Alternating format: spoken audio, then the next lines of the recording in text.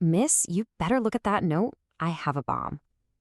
Just imagine for a second being that flight attendant.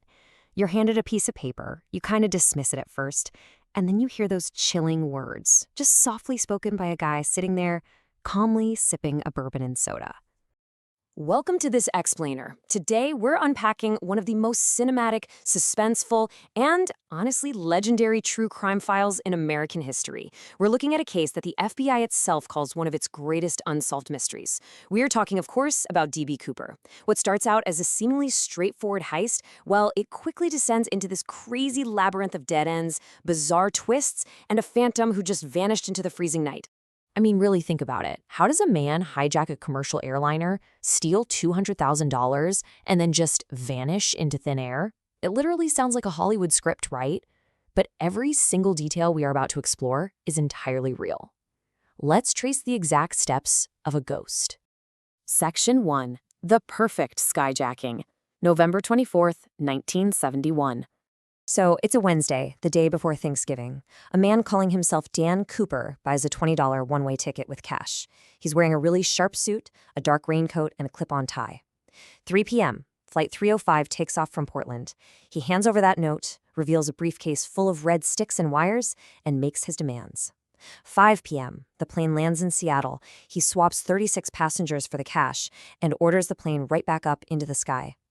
8 p.m., somewhere over the dense, freezing Washington wilderness, he opens the rear stairs and plummets into the abyss.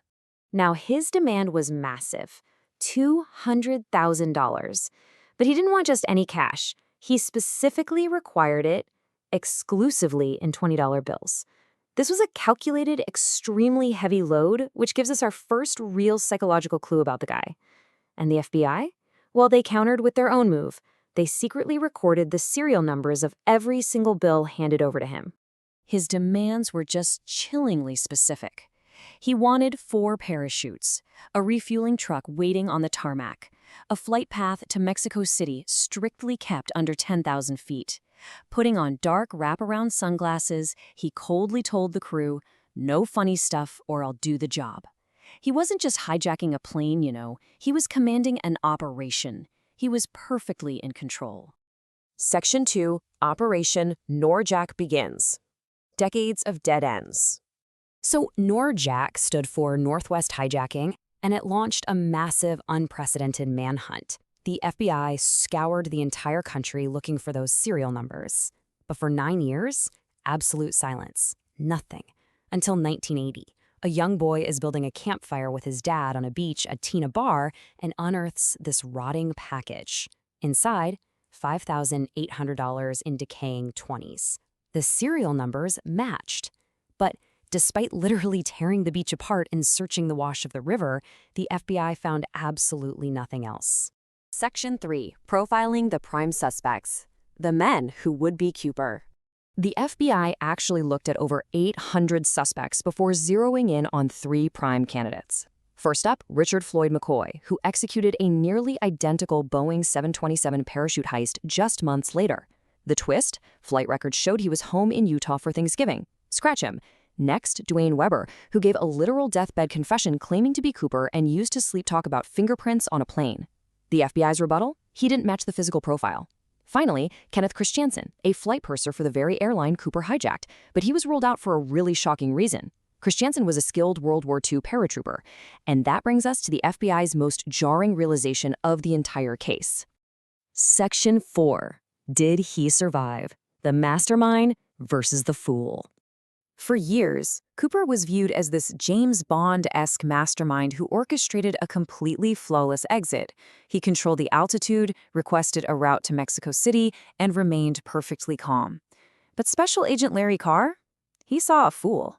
I mean, think about it. No experienced parachutist would ever jump into a pitch-black, freezing storm with 200-mile-an-hour winds blasting their face, wearing a trench coat and slip-on loafers. At 5,000 feet with dense cloud cover, he had absolute zero visibility of the ground. And then there is the detail that completely shatters the mastermind myth. Remember, Cooper demanded 4 parachutes, right? Likely to prevent the authorities from giving him sabotaged gear, assuming he'd take hostages with him. But out of the 4, he strapped on a non-steerable military chute. And his backup? Oh man, he accidentally grabbed a dummy training chute that was sewn completely shut. Did this supposed genius unknowingly seal his own fate the exact second he stepped off that ramp? Section 5, the microscopic clues. The final thread. Let's pivot back to the empty airplane cabin for a second, because Cooper left behind one single piece of physical evidence, his JCPenney clip-on tie. Decades later, amateur citizen sleuths put it under an advanced electron microscope and found an absolute bombshell. They discovered over 100,000 microscopic particles, including rare earth elements like cerium, strontium sulfide, and pure titanium. Now, in 1971, these materials were exceedingly rare. Which brings us to a really tantalizing question. Was D.B. Cooper an inside man? In 1971, those specific rare elements were primarily used in exactly one place, Boeing's supersonic transport project. Just imagine the implications of that. Cooper wasn't a paratrooper. He was an aerospace engineer, or maybe a manager walking the manufacturing floors. It perfectly explains his intimate knowledge of the plane without him needing to be a skydiving expert. 45 years. That is how long the FBI kept Operation NORJAK open. By 2016, the physical case file was literally 40 feet long. It was a monument to 1,000 dead ends. It remains one of the most exhaustive and definitely the most frustrating investigations in FBI history, officially closed without a single conviction. So what really happened to D.B. Cooper? Did he rocket into the trees, just a fool who made a fatal miscalculation?